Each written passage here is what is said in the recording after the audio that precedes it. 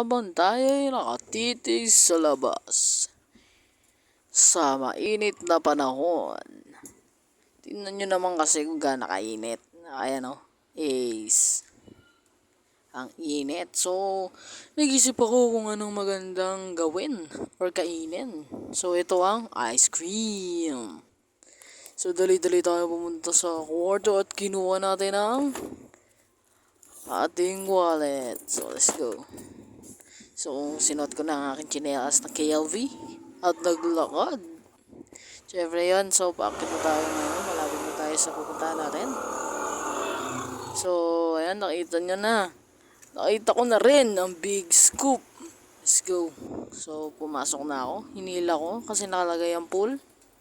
So, bumili na tayo agad-agad. So, isang cup yun. So, ang pinili ko nga pala nga, ang Midnight Cookies and Cream. So, ito nga pala yung mga design nila. So, matatagpuan nyo ito sa Holy Family Church sa Capitol. So, ayan. Naglalakad na tayo pa uwi. Tinikman. Tumingala sa sobrang sarap. Yummy. Okay.